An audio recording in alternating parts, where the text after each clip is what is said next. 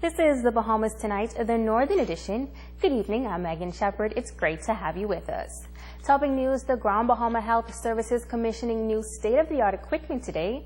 The digital mammograph machine is another positive step in the fight against breast cancer. Tonight, Joan Davis-Roll takes a closer look at this new development. Its colors are a clear indication that it's not your run-of-the-mill diagnostic facility, but is being called a center of hope. The new mammography unit established at Davies House on Nansen Avenue, Freeport. According to Senior Assistant Hospital Administrator Sharonette Novel-Smith, this is a new day for healthcare on Grand Bahama as a breast cancer surveillance program is launched. We intend to create this room to become a conversational piece. These are persons who are going to be now becoming persons who are going to spread the message of hope, because a change has come for us in Grand Bahama. We thank the government of the Bahamas for this initiative, and we say that, listen, they knew where to make the change. They knew where to create the atmosphere of hope for the women, our precious women of the Northern Bahamas.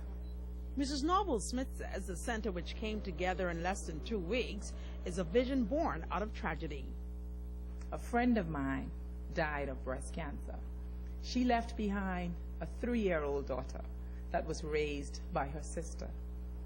So that friend of mine, that daughter, knew not mother, not father, but today she's a successful Bahamian woman.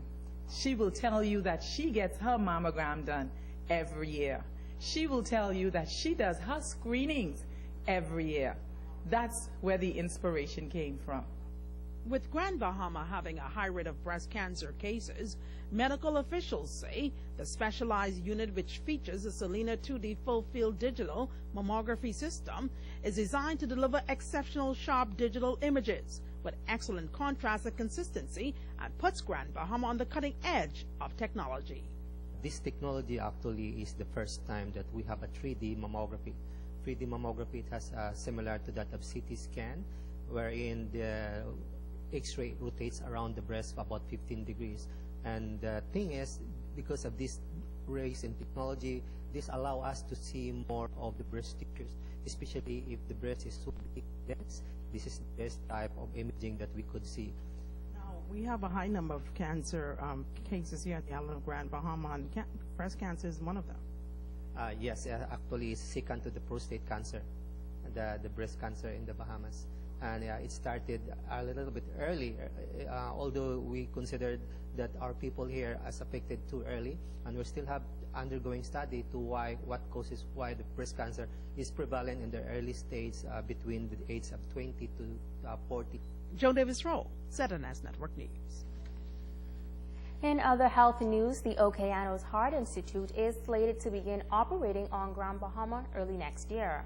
The company's mission is to bring a new standard of care and better quality of life to patients with coronary heart disease using cardiac stem cell therapy. This week, Okeanos met with members of the community to give an overview of the proposed stem cell therapy. Chief Medical Officer at the Okeanos Heart Institute on Island to explain the process of regenerative medicine. He says that those in medicine must find new ways to help those that cannot be helped through mechanical ways in the bigger arteries of the heart. He says for decades doctors believed that the heart had all of the cells it needed at the time of birth until recently. The body does have an ability to replace some cells as they are damaged over time. Unfortunately, we don't have the ability to regenerate cells as fast as we can damage them. And unfortunately also, as we get older, our ability to heal is not as good. So this is really the crux of where stem cells come in, because they play a major role in the healing of that tissue. Walpole says that stem cells are found in embryos and adults, but that they are not found in adults in large numbers. He says the purpose of the cells are to help in the healing and repairing process of tissues as they are damaged. They're located in a lot of places in our bodies. They are certainly present in bone marrow. That's the place we've seen them early on in our research. But as time has gone by, we've realized that they occur in a number of other places in our bodies. Fat tissue is actually a place where there are thousands of times more stem cells than even in bone marrow. And think about that for a moment. Why would you have a lot of stem cells in fat? Well, when you gain weight, what does your body got to do? It forms new fat cells. The fat cells have to have a blood supply to remain viable. And so the body has a mechanism for forming new blood vessels to support fat tissue. Now, of those locations, Walpole says that they will focus on adult fat stem cells only, and the process can be done in one day. The good thing about adipose tissue is because, as I mentioned, there's so many, we can get them out easier. Fat is a lot easier to get to than bone marrow. And when we aspirate fat, like in liposuction, we actually have enough to do whatever we're doing without having to expand them in culture.